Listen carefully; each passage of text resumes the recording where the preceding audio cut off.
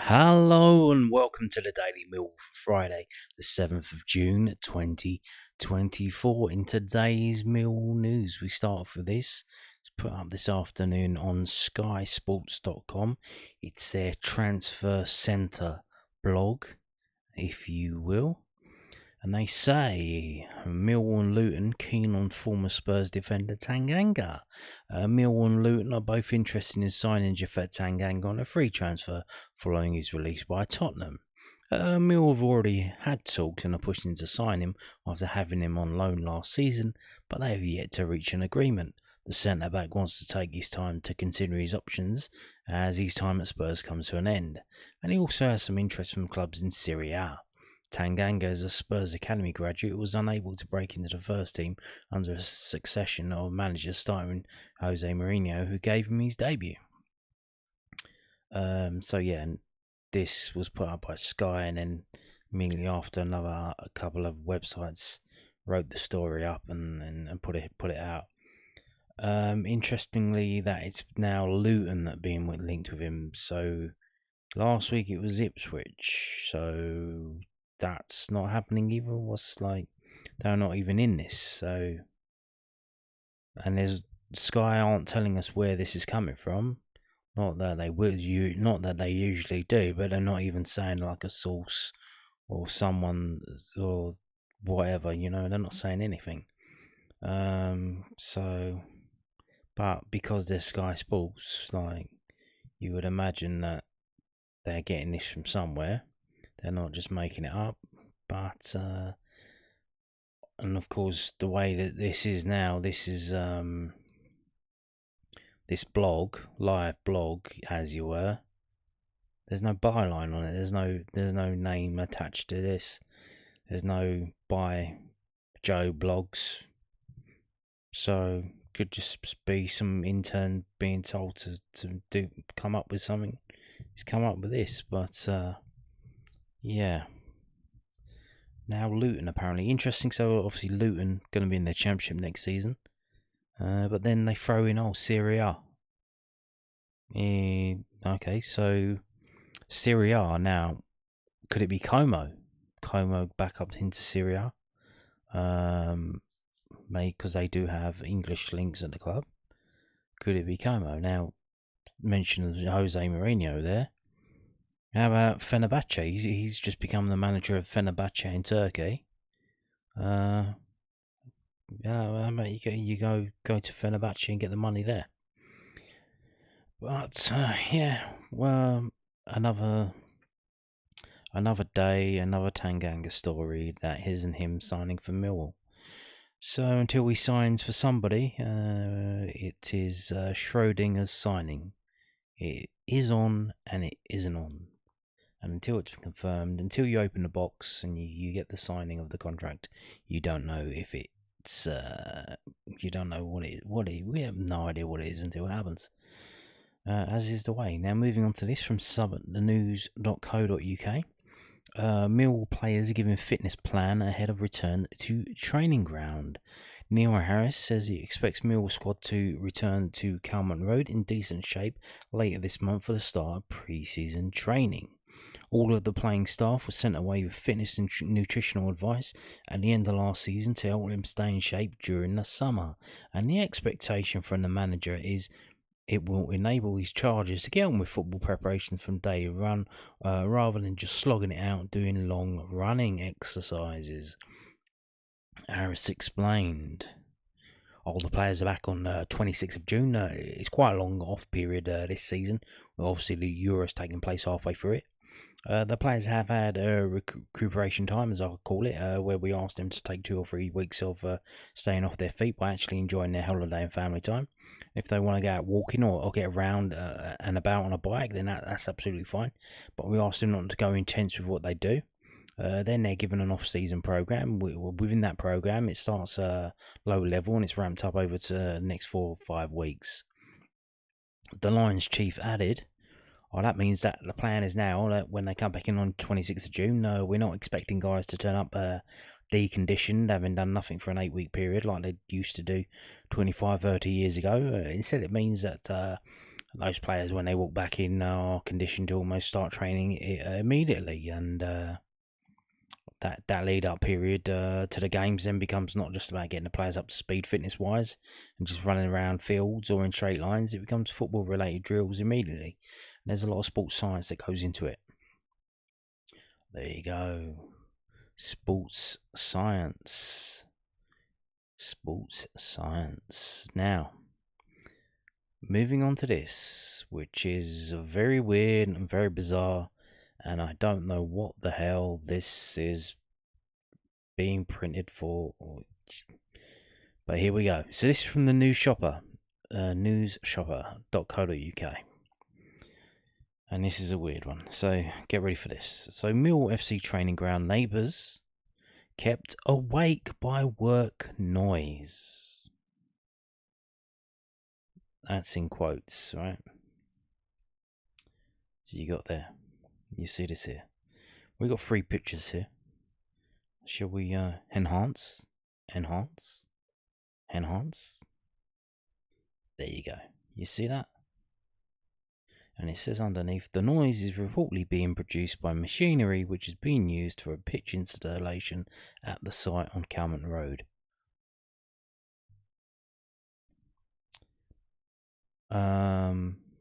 Not really. So, residents living near Millwall Football Club, should say training ground, but it just says Millwall Football Club, claim they are being kept awake until 3 a.m. by ongoing work at the training ground. So, currently, this is currently happening. This isn't a thing that happened. This is currently happening. The noise is reportedly, allegedly, being produced by machinery which is being used for a pitch installation at the site on Calmont Road. According to residents, Andy, 46, and Stella Garfield, 49. Now, why the fuck do we need to know how old they are? What's that got to do with anything? And why have they not mentioned that it is Andy Garfield, the husband of Stella Garfield? Well, I'm assuming it is, because she's got a husband called Andy. The machinery operates from 7 a.m. until the early morning hours of the morning, most days of the week. So most days of the week? Really? Stella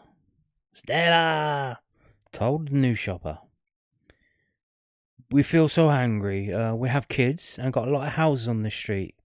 It's very frustrating. My son was saying how hot it was in his room, and he could not sleep, but he couldn't open a window because of the noise. It's constant. It stops bit and then it goes on again. It'll wake you up. The pair claim that they have been in discussions with neighbours who also agree that the noise is interrupting their sleep and overall quality of life. Isn't that? Oh, okay. But none of them will. You didn't speak to any of them? You don't have their names and ages? Stella, who has lived in her home with her husband for 10 years, described the noise as so intense that it often felt similar to being in a factory. The work has been going on for more than a week, and Andy and Stella say they expect it to continue for another fortnight. Really? It's been going on for a week, and it's going to be going on for another 2 weeks. It takes 3 weeks to install a pitch. Bullshit. It takes 3 weeks, and it takes machinery loud noises that start at 7 a.m. and carry on all through the day until 3 a.m. the next day. I don't believe you. I think that's bullshit. The couple said that neighbours had also expressed their frustrations to the football club, insisting on a reduction of working hours, but a worker on the site reportedly said they had no intentions to modify their current schedule. Andy reported the noise to Lewisham Council, he claims, via the official routes and also by contacting a councillor, but he is concerned that the standard 7 to 10 days to investigate is not quick enough, as by the time it is looked into, the work will more or less be done anyway. Hang on a minute, Andy. Andy. You've just said that it's been going on for a week and it's expected to continue for another 2 weeks. That's 14 days. The council takes 7 to 10 days to look into it, so what the fuck are you talking about? Now, that will be 21 days. What are you fucking talking about, you fucking liar? Stella added, we have a very strong community. We're trying to build a community where people love where they live, but Millwall clearly don't love where they live. We've been discussing in our community WhatsApp, and they, the neighbours, have spoken to the workers on site, and we have too. So basically what sounds like there's just two of you and one bunch of neighbours. They basically said, we've got a contractor to do, and by the time you go to the council, it will be too late anyway. A Lewisham Council spokesperson said, the council will investigate this matter if raised through our reporting channels. Residents can report commercial noise complaints at lewisham.gov.uk, noise and other disturbances from commercial premises. Millwall Football Club declined to comment. Ladies and gentlemen, you are watching this on a device, an electronic device. We live in the year of our Lord 2024. We have nearly every one of us, 99.9% of us, have these devices among our persons called mobile phones, which is a bit of a misnomer, because although they are phones, they are much more than that. They are calculators, they are cameras, they are torches, they are cameras, and they are capable, in this day and age, of recording video and sound from the microphone contained within. So, ladies and gentlemen, where the fuck is the video? Where are the videos? You have a picture taken seemingly, if I were to guess, at about probably 4 or 5 p.m.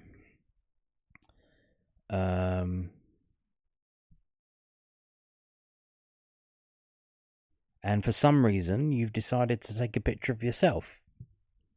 Why the fuck do we need to know what you look like? What the fuck is this story about? Why is this being published? Why am I reading this to you? What the fuck is going on in the state of Britain in the year 2024? What are we doing here, ladies and gentlemen? Are you fucking kidding me? Right, so let's have a look. So this is dated 7th of June. Today. It's put up today. If we go to the linkedin.com page of White Horse Contractors, now they also put this on their Twitter page. Here it just says this was put up a week ago. If you go on the Twitter, it says the actual date, which is the 29th of May. That was the conclusion. That was a Wednesday. So the 29th of May, Wednesday, they put this same thing up. So this is what they've been doing at Millwall Football Club training ground. White Horse Contractors have completed drainage works at Millwall Football Club training ground. Our dedicated in-house drainage team have expertly installed secondary drainage using our own GKB machines. Drain Master to improve the laying services ahead of the 24-25 season.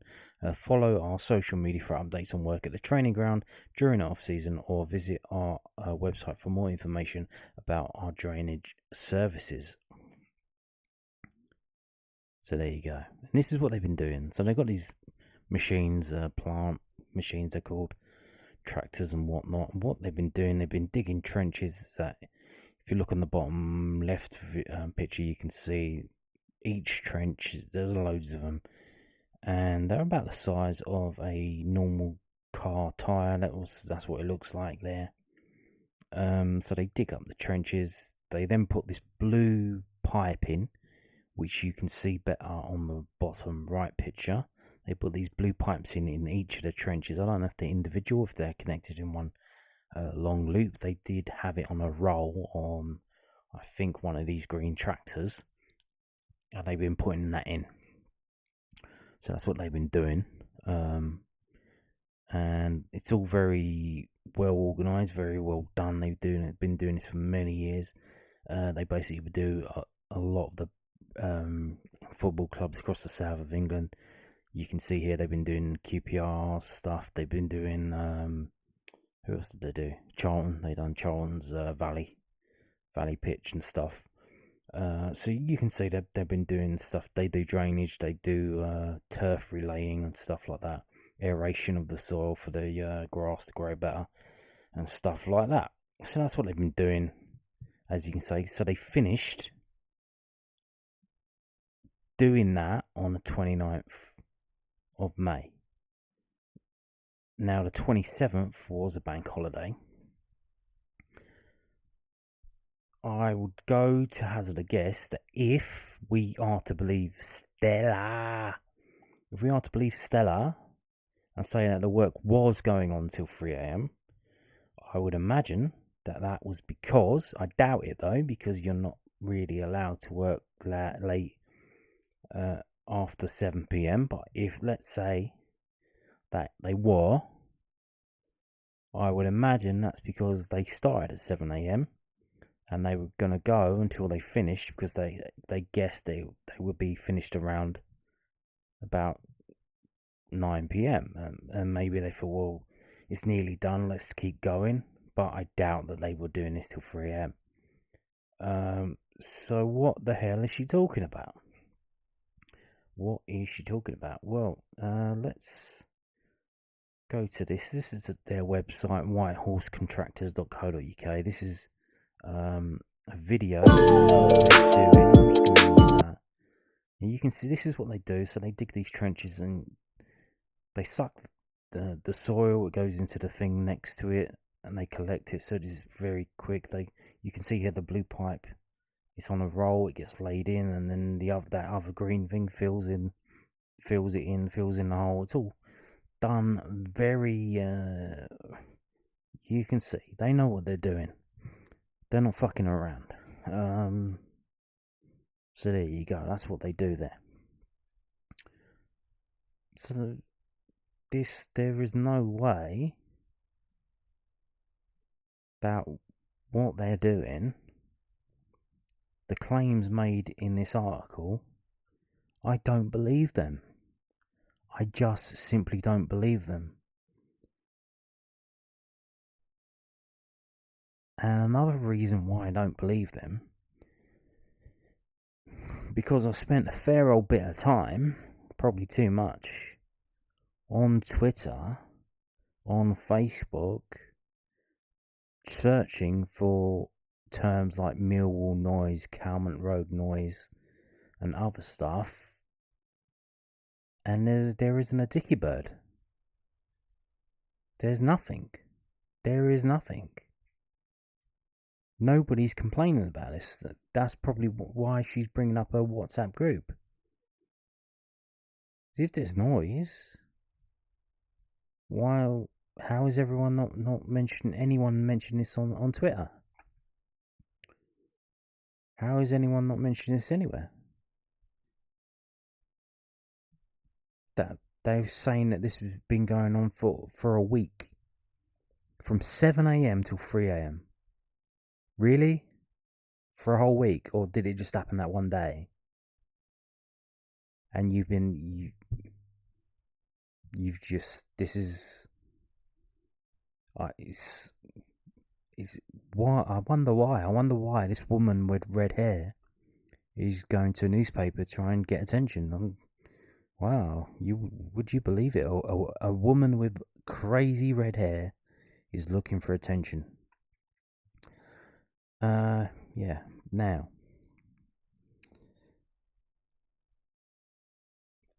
like I said, what the hell is this? What is this?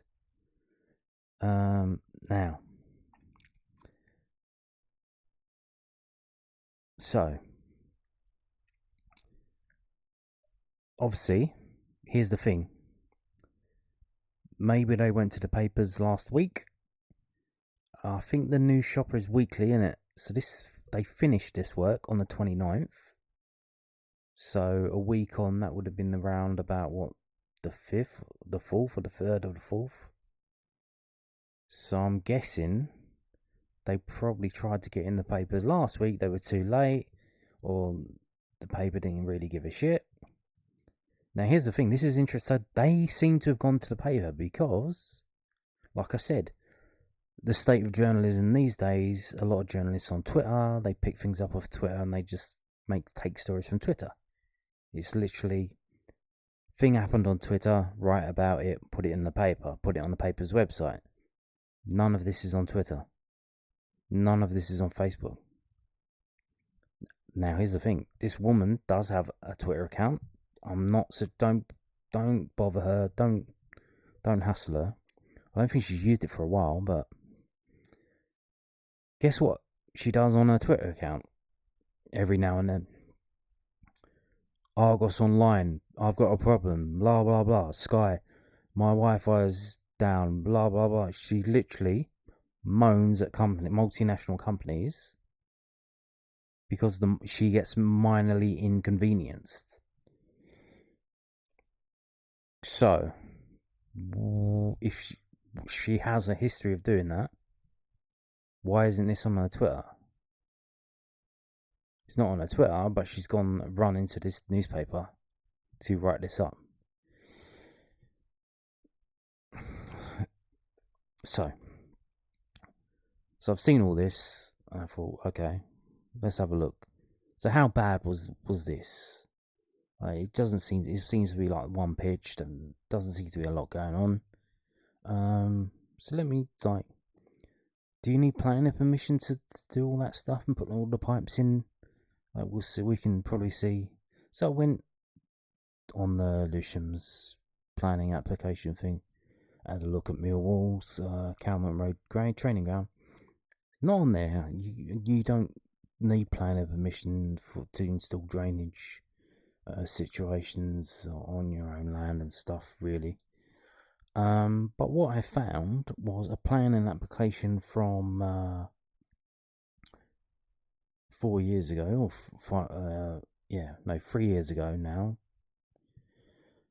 about the buildings at the training ground. And this is going to be a problem that's coming up, because another thing that was mentioned about on Twitter about this pipe being laid is, that's a bit strange that they're spending all that money. I don't know how much it costs. It's probably not cheap, but they're spending all that money on the old training ground when we've got a new training ground that hasn't even been built yet. So I guess we're not moving anytime soon, which might be a problem, because, ladies and gentlemen, this planning application, you can see the siting of a single-storey modular building for a temporary period of 4 years to accommodate a gymnasium and medical treatment room at Millwall Football Club training ground, Calmont Road, BR1. Oh dear, temporary period of 4 years. Well, what's the date? 2021. 2021 plus 4. Quick math. That's 2025. And indeed. Now this is what they put in. This is from the application. I don't know why they put in the den car park. I mean, maybe just for scale, but this is what they apparently the idea. So there you go. There's Morrison there and George Samuel there. I don't know if he's still on it, or if that's just for artistic integrity. I don't know. But this is what they got down there. You can see, and this is the quote that they got given. I don't know if they bought it or they rented it. So to rent it for 4 years, it's £1,395 per month. To buy it outright is £117,000. An additional cost of £6,000 for delivery for the crane and for the flatbed.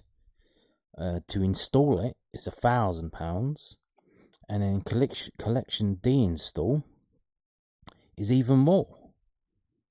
Although it's literally just the crane and the flatbed that seemingly was there at the start, but it's gone up now. It's 6,500. I don't know if that's because that was the price projected for 4 years in the future. I would assume that's the case. So maybe that's just in the year 2025 when you have to take this away because you're going to be at your new training ground. It will cost you £6,500 to move it. Now, we don't have a new training ground yet. We have the land, we have planning permission. We don't have really anything there. So what are they going to do now? Because here we go. This is the letter. So I'm not going to go through all this. So the application date, 19th of April 2021. The date of this letter, 27th of May 2021. It's not bad, just over a month. So it took them over a month to get the permission. And like I said, so point number 2. The temporary structure hereby permitted shall be removed and the land restored on or before the 27th of May 2025 in accordance with a scheme of work to be submitted to and approved in writing by the local planning authority. Oh dear. Reason: this type of building is not such as the local planning authority is prepared to approve other than for a limited period in view of its appearance, i.e. dog shit, in the interest of the visual amenity of the area and in accordance with policy 15, blah blah blah blah blah blah blah blah blah blah blah blah. So what are we doing? What are we doing? Well, here's an idea. What do we do? We have to get extra planning permission then. But this was a temporary structure, so we have to renew it. But how long for? And here's the thing. If we have to go and put in another new planning application for Calmont Road, the training ground, when we've got people doing this, going to the papers, making up a stack of fucking bullshit, do you think they're going to object? Do you think they might cause a stink? Obviously, we don't really need that. We've got a decent. We've just had a 999-year lease approved by Luton Council, so you would imagine that the relations are pretty decent. But if we went to them and said, "Oh, we need a temporary structure permission for 4 years," and the 4 years comes up, and we're like, "Oh yeah, can we do it again?" So what the fuck's going on? You know what I mean? So yes, all very strange, all very weird. So there you go. And we should find out, I guess. Obviously, it doesn't. Last time it took about a month. What's going to happen to the new training ground? in terms of if they do ask to renew this, how long for? 1 year, 2 year, 3 year, 4 year. Another thing they could do, I don't know if this is possible,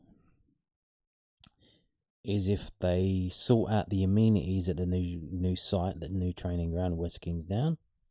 They put in like water pipes going in, waste pipes going out, and then they get this temporary structure moved and put into. But then that's against the plan of permission there, because that's not what they got plan of permission for. So we'll wait and see what happens there. But yeah, there you go.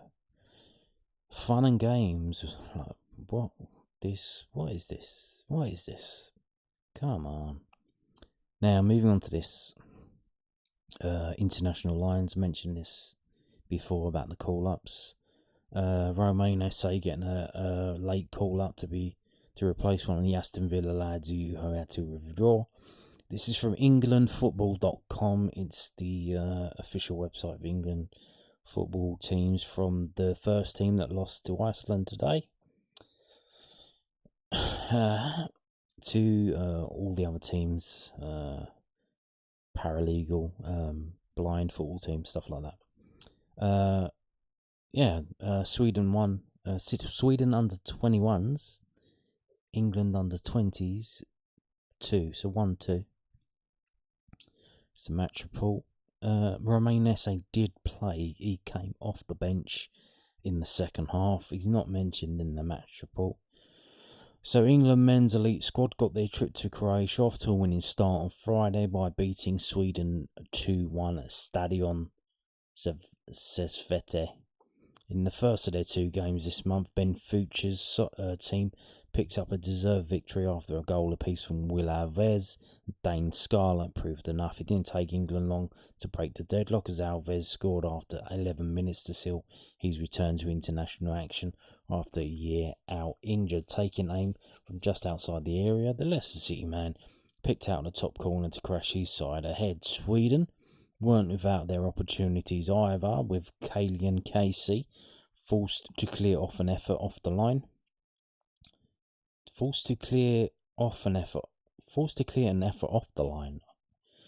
before both Tim Preca and Jacob Ondreka tried their luck with long-range efforts to lob Jed Ward from distance. Fortunately for England, neither hit the target.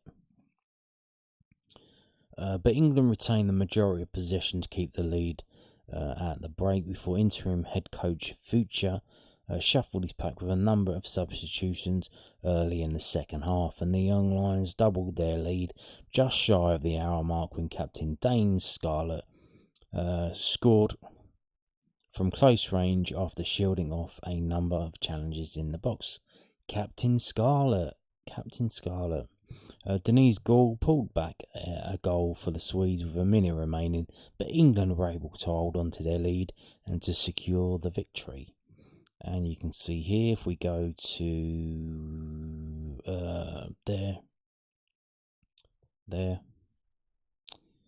Romain Esse, number 20, came on for Fisher in the 65th minute. So there you go. Now, moving on to this. The other player in that tournament, Aidomo Emakhu. So Ireland under 21s hold firm to score impressive victory against Croatia in Zagreb friendly. This is from the Sun.ie, the Irish Sun. The Irish Sun, that's a bit of an oxymoron. It rains all the time over there, doesn't it? Ireland's fast start saw them beat Croatia under 21s 3-2 in Zagreb to begin the under 21 summer training camp. It was 3-0 to Ireland, so that score is a bit misleading, and I know that because the highlights, I put them on my community tab. You can see it here. Go to the Daily Millwall on YouTube. Highlights of Emakhu's Ireland under 21s game today. Very good highlights, very good quality. If you can't get on this on a computer, it's from a channel called Calcio Giovanile. So there you go. And Emakhu scored. He scored the third goal. Gaffer Jim Crawford selected the opponents in the warm weather venue in preparation for Ireland's Euro 2025 qualifier away to Turkey on September the 6th in mind. And he got what he bargained for as Ireland started brightly and then had to hold on late as Croatia came back in scoring conditions. Ireland put the game to bed with 2 goals in 2 minutes in the opening half. Andrew Moran set the ball rolling when he tapped home on 11 minutes after a Sinclair Armstrong effort had been parried into his path, and Armstrong then got on the score sheet himself on 13 minutes with a real striker's finish at a near point from Sam Curtis's low cross from the far right. And indeed, it was Emakhu who played the ball in with Sam Curtis to then cross the ball in. So that is considered a shot-creating action. And that was Emakhu was involved in that as well. Millwall striker Aidomo Emakhu then added a third on 53 minutes when he latched onto a Bosun Lowell pass and finished after going around the goalkeeper. Croatia did pull a goal back through Igor Mandanovic, and then Matija Frigan scored a penalty conceded by Matt Healy with 17 minutes to go, but Ireland held firm to claim the win and will now face England under-20s in their final summer friendly at the same venue next Tuesday. Yes, next Tuesday. We have possibly Emakhu versus Esse. I'll let you know how we get on in that. And on that note, thank you for watching and goodbye.